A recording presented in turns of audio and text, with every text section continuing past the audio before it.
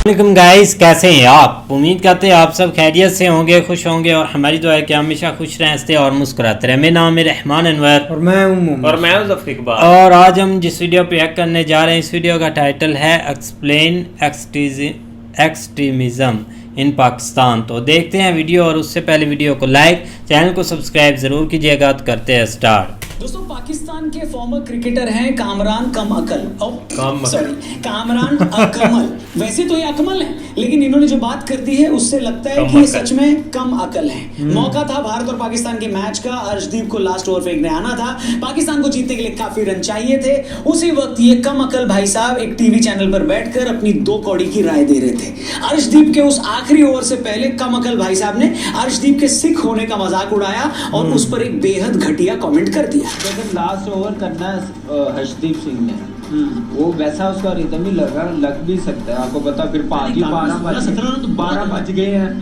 उनके इस बयान की क्लिप यहाँ वहाँ फैली तो हंगामा हो गया। दुनिया भर में कम अकल भाई साहब की तू होने लगी। भज्जी भाई भी अपने गिनते कम है और मारते ज्यादा हैं। उन्होंने ट्वीट करके कामरान कम अकल को सिखों का इतिहास याद दिलाया। मामला जब ज्यादा तूल पकड़ने लगा तो कामरान ने अपनी मूर्खता के लिए माफी मांगी और कहा कि मैं सिखों की इज्जत करता हूँ। मगर सवाल ये है कि क्या कामरान अकमल की सच में जबान फिसल गई थी? क्या उन्होंने वो बयान जल्दबाजी में दिया था? ना, बिल्कुल नहीं। दरअसल कामरान अकमल के बयान के पीछे एक ऐसी घिनौनी सोच है जो सिर्फ उनमें ही नहीं, लगभग हर पाकिस्तानी खिलाड़ी में कूट कूट कर भरी है। क्योंकि गलती एक खिलाड़ी से हो सकती है, लेकिन जब हम पीछे मुड़कर देखते हैं तो पता चलता है कि ऐसे एक नहीं 20 पाकिस्तानी क्रिकेटर्स हैं जो या तो कभी दूसरे धर्म का मजाक उड़ाते हैं, दूसरे के सांवले रंग पर हंसते हैं, और तो और छोड़ो, वो लोग अपनी ही टीम में दूसरे इलाकों से आए हर बंदे की बेइज्जती भी करते हैं। तो आज की इस वीडियो में हम पाकिस्तानी खिलाड़ियों और पाकिस्तानी कौम की ऐसी ही घिनौनी सोच को नंगा करने वाले हैं। ये वीडियो बनाना इसलिए भी जरूरी है ताकि आपको ये पता लग सके कि एक तरफ हिंदुस्तान जैसा देश है जहां ऑटो चलाने वाले का लड़का सिराज भी देश का ज्यादा पैसा कमाने वाला फास्ट बॉलर बन सकता है, जहां सिख कम्युनिटी से आया अर्शदीप भी टीम इंडिया का लीडिंग बॉलर बन जाता है, संजू सैमसन एक क्रिश्चियन भी आईपीएल टीम का कैप्टन बन जाता है, और दूसरी तरफ पाकिस्तानी टीम जो अपनी टीम को तो छोड़ो, दूसरी टीम में दूसरे धर्म के लोगों की इज्जत नहीं करते। तो क्या है पाकिस्तानी क्रिकेट टीम की मजहबी कट्टरता और नस्ल भेद का पूरा इतिहास? आइए आपको बताते हैं। वीडियो पसंद आए तो इसे शेयर करिएगा और चैनल को भी सब्सक्राइब करिएगा। शुरू करते हैं। 12 बज गए हैं। 6 से 8 प्लेयर जो है वो पठान होते हैं। नमस्कार दोस्तों, मैं हूं रौनक और आप देख रहे हैं फन तंत्र। दोस्तों, ये साल था 2019। पाकिस्तान की टीम साउथ अफ्रीका के खिलाफ ओडीआई खेल रही थी। अफ्रीका के बल्लेबाज फुलवायो काफी देर से क्रीज पर टिके हुए थे। सरफराज अहमद जो उस मैच में पाकिस्तानी टीम के कैप्टन भी थे और विकेट कीपर भी, वो विकेट के पीछे से बोलते हैं, अबे काले, तेरी अम्मा आज कहां बैठी हुई है? क्या पढ़वा के आया है आज? उनका ये भद्दा कमेंट स्टंप माइक में कैच हो जाता है। मैच रेफरी तक बात पहुंचने के बाद सरफराज को माफी मांगनी पड़ती है और उन्हें 4 मैचों के लिए सस्पेंड कर दिया जाता है।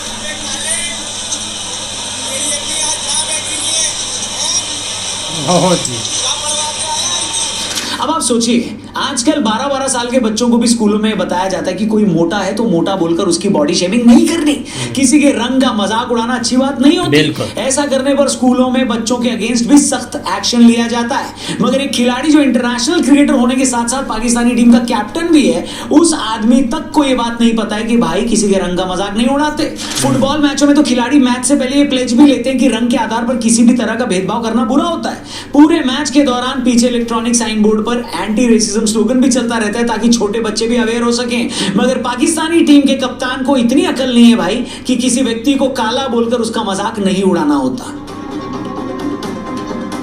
और जैसे कि मैंने शुरू में कहा, ऐसी हरकत कोई एक आध बार हो या कोई एक आधा खिलाड़ी करे तो आप उसे बेनिफिट ऑफ डाउट दे सकते हो, लेकिन जब बार बार और बहुत सारे खिलाड़ी ऐसे बयान दें तो आप समझ सकते हैं कि उस पूरे मुल्क की साइकी के साथ ही कोई प्रॉब्लम है। एक ऐसी साइकी जिसमें धर्म, नस्ल या किसी भी तरह से खुद से अलग आदमी की इज्जत करना इन्हें सिखाया ही नहीं जाता। हमने शुरू में कामरान कम अकल की बात करी कि कैसे उन्होंने अर्शदीप को लेकर घटिया मजाक किया। अब एक और बयान सुनिए। कामरान अकमल के बयान के टाइम ही एक और फॉर्मर पाकिस्तानी खिलाड़ी एजाज अहमद ने ऐसी ही मूर्खतापूर्ण बात कर दी थी। भारत से हार के बाद एजाज ने कहा कि पाकिस्तानी टीम में आजकल 6 से 8 खिलाड़ी पठान होते हैं। ये लोग रिमोट एरिया से आते हैं, इन्होंने ज्यादा दुनिया देखी नहीं होती। ये लोग सिर्फ अपने चाचा के साथ नमाज पढ़ लेते हैं और घर आ जाते हैं। इसीलिए जब मैच में प्रेशर पड़ता है तो ये लोग टूट जाते हैं। अब सिंध की टीम बनाते हैं तो उसके अंदर 6 से 8 प्लेयर जो है वो पठान होते हैं। तो उनके पास ना एजुकेशन है, ना उनके पास कोई एक्सपोजर है, वो सुबह उठते हैं या दोपहर को अपने वालिद के साथ या चचा के साथ, भाई के साथ नमाज पढ़ने जाते हैं और घर आ जाते हैं,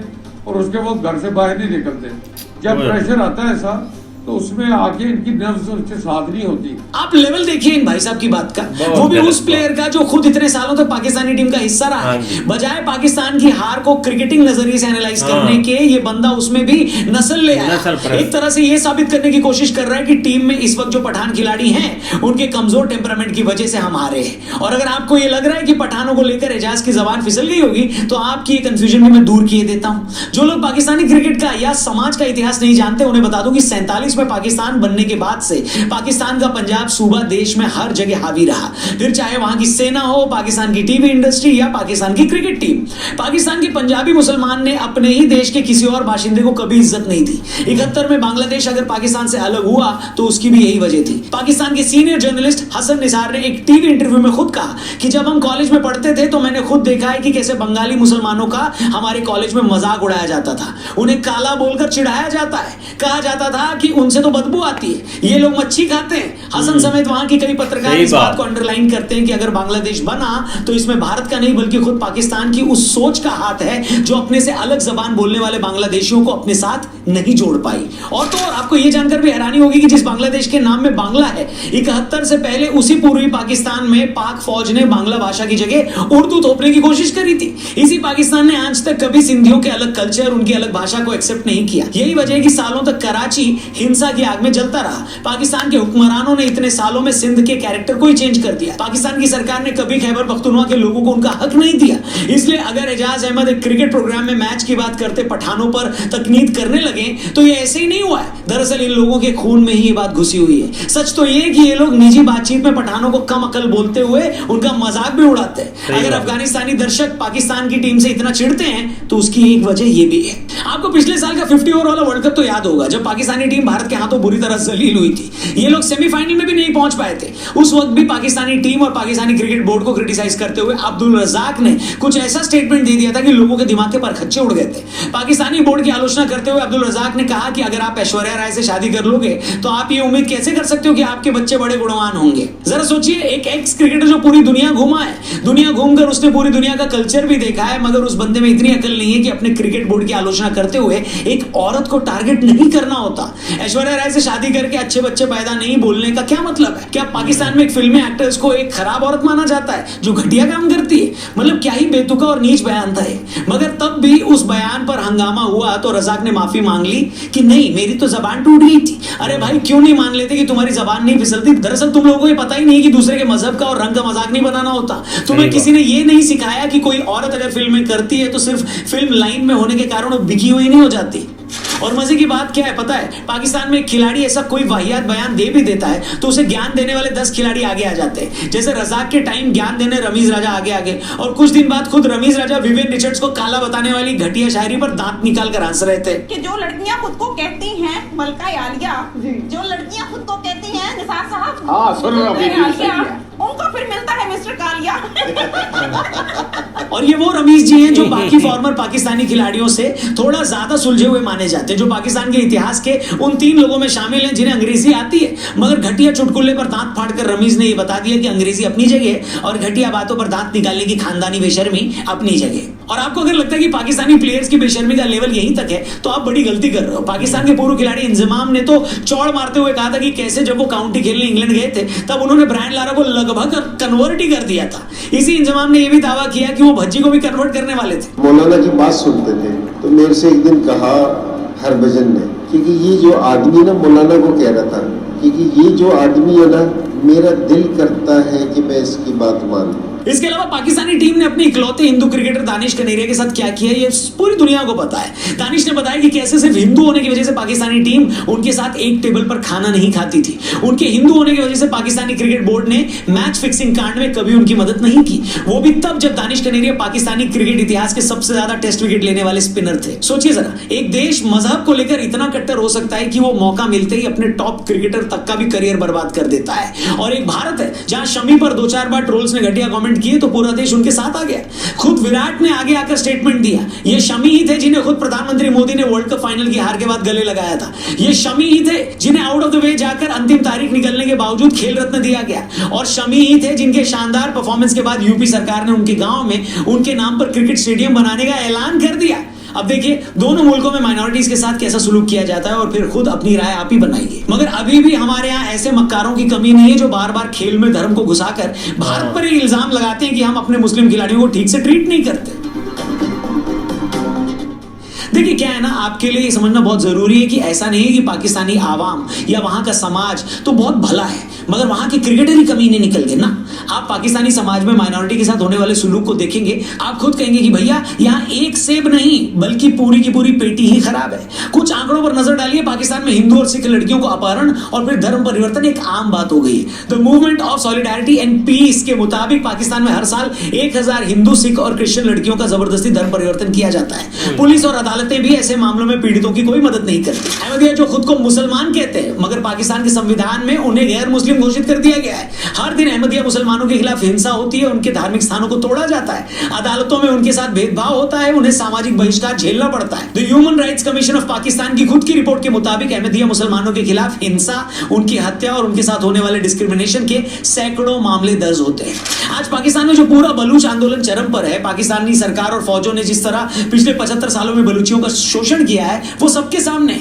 आए दिन कोई ना कोई बलूच नेता मारा जाता है, रातों रात बलूचों को उठा लिया जाता है। यही वजह है कि बलूचिस्तान को पाकिस्तान से अलग करने को लेकर आज वहां पूरा आंदोलन चल रहा है। मानवाधिकारों पर नजर रखने वाली संस्था एमनेस्टी इंटरनेशनल ने ऐसे बलूचों और पश्तूनों पर होने वाले ऐसे सैकड़ों मामलों को रिपोर्ट किया है। इसी तरह भारत से पाकिस्तान में जाकर बसे मुसलमानों को मुहाजिर बुलाकर आज भी उनके साथ सौतेला व्यवहार होता है। पाकिस्तानियों के इस रवैये ने वहां एक मुहाजिर मूवमेंट भी शुरू हो गया। पाकिस्तान के क्वेटा और बलूचिस्तान में हजारा बिरादरी के शिया मुसलमानों के साथ भी जमकर ज्यादती होती है। पाकिस्तान की ही National Commission for Human Rights के मुताबिक इसी तरह की जातीय और नस्लीय हिंसा में हर साल सैकड़ों शिया मुस्लिम मारे जाते हैं। और आप जानते हैं कि गैर मुसलमानों और मुसलमानों में भी अलग अलग वर्गों के खिलाफ हो रही हिंसा में सबसे बड़ा हथियार क्या है? इस पूरी हिंसा में सबसे बड़ा हथियार है पाकिस्तान के ब्लास्फेमी लॉस। पाकिस्तान का ब्लास्फेमी लॉ ऐसा है जिसकी आड़ में किसी भी गैर मुसलमान पर झूठा इल्जाम लगाकर उसे फंसा दिया जाता है। लोग आपसी रंजिश में दूसरे की जमीन हड़पने के लिए इस कानून का धड़ल्ले से फायदा उठाते हैं। US commission of international religious freedom के मुताबिक साल 1987 से 2000 के बीच 1500 लोगों को इस कानून के अंदर झूठे मामला बनाकर उन्हें जेल में डाल दिया गया जिसके खिलाफ कोई सबूत नहीं है। ऐसे ही एक हाई प्रोफाइल मामले में क्रिश्चियन महिला आसिया बीबी का भी मामला था जिन पर ब्लास्फेमी का झूठा मामला बनाकर उन्हें मौत की सजा सुना दी गई और बाद में अंतरराष्ट्रीय दबाव के चलते सालों जेल में गुजारने के बाद उन्हें छोड़ा गया। ये सारे मामले बताते हैं कि किस तरह पाकिस्तान बनने के बाद से उस समाज में गैर मुसलमानों से लेकर मुसलमानों में ही हजारा समुदाय, मुहाजिरों, अहमदियाओं के खिलाफ जमकर हिंसा हुई है। उनकी प्रॉपर्टियां जब्त की गई, उनकी बच्चियों को इस्लाम में कन्वर्ट किया गया, आपसी रंजिश में उन पर ईश निंदा के झूठे मामले चलाकर फंसाया गया। इसलिए आज अगर आप किसी पाकिस्तानी क्रिकेटर को दूसरे रिलीजन का मजाक उड़ाते देखते हैं तो ऐसा नहीं है कि उनकी जबान फिसल गई है। दरअसल ये जबान उन लोगों की असल मानसिकता है। यहाँ हर इंसान जो गैर मुस्लिम है या इनकी तरह का मुसलमान नहीं है उसकी औकात 2 कौड़ी की है। बस हुआ यह है कि कल तक ये लोग दूसरों को लेकर अपनी जो जहरीली सोच बंद कमरों में दिखाते थे, आज इतने कैमरे लगने के बाद वो सबके सामने उनकी सोच आ जा रही है। अब तमीज तो कोई रातों रात आती नहीं है, इसलिए न चाहते हुए भी ये लोग ऐसी बातें बोल जाते हैं। इसलिए इस गलतफहमी में मत रहिएगा कि सिखों का मजाक उड़ाने के बाद अगर कोई कामरान अकमल माफी मांग रहा है तो उसे अपनी गलती का एहसास हो गया है। बिल्कुल नहीं, ये लोग तो बस उस टाइम पर माफी मांगकर अपनी जान छुड़ाते हैं, वरना दूसरों को लेकर ये जो जहर उगलते हैं यही इनका असली चरित्र है, कैरेक्टर है।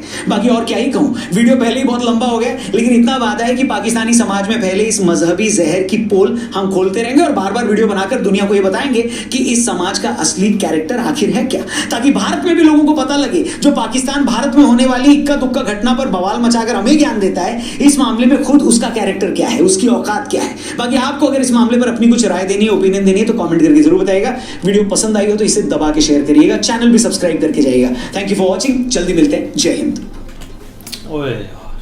बिल्कुल यार, एक काफ़ी ही इंटरेस्टिंग वीडियो है क्योंकि इसमें कोई शक नहीं है कि जो बातें सुनी गई हैं ना, या जो भी एक फार्मर, एक क्रिकेटर है या जो भी एक खिलाड़ी है, वो कभी भी मत सोचिएगा कि उसके एक दम से जो एक बात मुंह से निकल जाती है वो गलती से निकलती है या उसने कोई मिस्टेक की है। ये जो भी एक अंदर सोचते हैं या जहाँ भी एक अपनी महफिल लगती है वो जो मिसालें देते हैं, जो बातें होती हैं, वही एक टीवी शो में आकर या एक जो स्पेशल शो में इनको बुलाते हैं कि एक चलो क्रिकेटर है, कोई आके तबसरा करेगा, को लोग सुनेंगे, कोई देखेंगे, लेकिन ये आकर उल्टा एक कभी मज़हब पर, कभी अगले के काले होने पर, कभी किसी को गाली, कभी कुछ, बस यही हमें एक सुनने को मिलता है। कोई भी एक एक्सप्लेन नहीं करता आकर बैठकर। और सरफराज की बात की जाए तो उसने तो यार बहुत एक गंदी गंदी गाली दी थी उस वक्त, जो एक लड़का खेल रहा था। उस चीज़ पर काफ़ी एक तनकीद भी हुई थी और बाद में एक 4 मैच भी उसने नहीं खेले थे, लेकिन बात तो भाई बन गई जो एक ये सोचते हैं। अब देखो ना, सबसे जो बड़ी एक बात है ना वो एक ये है कि हर चीज़ में भाई एक रिलीजन लेकर आ जाते हैं और हर बंदे को एक नया नया एक ज्ञान देने को इधर मतलब कि देखना एक मिलता है। हर बंदे ही अपने आप में पता नहीं क्या चीज़ बनी हुई है। अब एक जो सबसे बड़ा एक बयान था ना वो एक इंजमाम का था, जब वो एक मस्जिद में बैठकर बोल रहा था ना कि मतलब कि ऐसे ऐसे एक वो कन्वर्ट हम करने वाले थे, एक एंड पर था। लेकिन देखो ना एक सोशल मीडिया का काफ़ी फ़ायदा हो चुका है। अब बंद कमरों में अगर वो बातें करते तो लोगों ने पता नहीं उसको भाई एक बहुत बड़ी एक तोप एक समय लेना था, लेकिन जब एक सोशल मीडिया पर बात आई, हरजबंस सिंह ने भी सुनी तो भाई उसने मुंह पर जाकर जवाब दिया कि ऐसा कोई सीन नहीं, मैं ना कभी इनसे मतलब कि इनको कभी मिले तो होते हैं, इसमें कोई शक नहीं, जब मैच खेलते मिलते तो थे, लेकिन उसने आकर ट्विटर पर सही इसको जवाब दिया था कि ऐसा कोई भी सीन नहीं था, ये बंदा झूठ बोल रहा है। तो उसके पल्ले क्या रहा है? एक हाई लेवल के ऊपर या एक कह लें कि एक एक्सपर्ट तरीके के साथ उस वक्त उनका मुंह बंद करा। देखो ना एक ये जब एक महफिल में पाकिस्तानी बैठते हैं या किसी एक मतलब जहाँ पे इबादत करते हैं उस जगह पे बैठते हैं तो इन्होंने कोशिश करनी होती है ऑडियंस को अपनी तरफ माइल करने की, लेकिन वो इंतज़ाम था उसने भाई एक स्टार तो कर दिया, लेकिन उसको समझ नहीं आ रही थी कि आप मैं ये मामला किस है। लेकिन उसने देख लो इतना बड़ा उस वक्त, खैर उस वक्त इतनी बड़ी कंट्रोवर्सी हुई। एक मेन चीज़ इसमें यही आप कह सकते हैं कि ये एक इनके अंदर की जो है ना वो एक थिंकिंग है जो कि आप ये कह सकते हैं कि ये एक ना चेंज होने वाली है। हालांकि एक आप एक इंटरनेशनल लेवल के ऊपर आप ले रहे हो उसके बावजूद इस तरह की, लेकिन नाम सही भाई उसका रखा है काम अकल कोई शक। लेकिन ये कि भाई हम तो एक खुद इस तरह की जब बयान आते हैं ना तो हम हैरान हो जाते हैं कि यार देख लो ये इंटरनेशनल लेवल के ऊपर ये लोग कैसे यार चले जाते हैं, इनकी मेंटेलिटी है एक देख लो कि कहाँ तक है, सोच इनकी क्या है, तो उसके बावजूद ये देख लो कि आगे एक चले। लेकिन जब इस तरह की हरकतों पे आ जाते हैं ना तो वो ये फिर मशहूर होने की कोशिश करते हैं, तो फिर ये इस तरह की एक चीज़ें ये करते हैं जो कि एक जो है ना वो मामलात सही तरफ नहीं खराबी की तरफ लेके जाते हैं। नहीं, एक बंदे की सोच ही बंदे को आगे लेकर जाती है, एक सोच पर ही डिपेंड होता है कि बंदा अपने आप में क्या है। अब देखो ना एक सोच इनकी ऐसे एक घटिया थी तो तभी इन्होंने कोई एक अच्छा मार्का नहीं मारा। सही बात है, बंदा आपने ना एक होता है कि ये बहुत बड़ी सजा है आपका ये जो सुपर 8 से पहले। हाँ ये बहुत ये तो इनके कर्म है ना भाई, ये एक बहुत बड़ी बात होती है यार। स्पोर्टमैन का क्या काम कि वो रिलीजन को बीच में लेकर आए, एक बंदा जो एक दूसरे मजहब का है अपनी टीम में है यार, अपनी टीम में उसके खिलाफ आप नफरत फैलाएं। प्लेयर का जो एक खिलाड़ी है ना उसका काम ही होता है कि वो उसके लिए सब बराबर हैं, अपने मुल्क के लोग बाकी कंट्रीज के लोग, वो धर्म को थोड़ा सा पीछे रख के जो है ना वो मामला चलाता है। आपके सामने वर्ल्ड के कितने यार हम यूरोपियन देखते हैं, स्पोर्टमैन देखते हैं, रोनाल्डो तो लेकिन अपर लेवल का है ना, आप दूसरे देख लें। उनके एक कोई पोस्ट ना ट्विटर के ऊपर नजर आई ना इंस्टा के ऊपर, जिधर जिस प्लेटफॉर्म के ऊपर है आज तक उन्होंने इस तरह की एक स्टेटमेंट दी, क्योंकि उनके अंदर इस तरह का है ही नहीं। वो एक अपने काम पे फोकस रखते हैं, एक उनका जो है उसके ऊपर ही वो भी तवज्जो देते हैं। बिल्कुल यार, काफ़ी इंटरेस्टिंग वीडियो थी, उम्मीद करते हैं आपको पसंद आएगी। अगर पसंद आया वीडियो को लाइक, चैनल को सब्सक्राइब ज़रूर कीजिएगा। मिलते नई वीडियो के साथ, तब तक के लिए अल्लाह।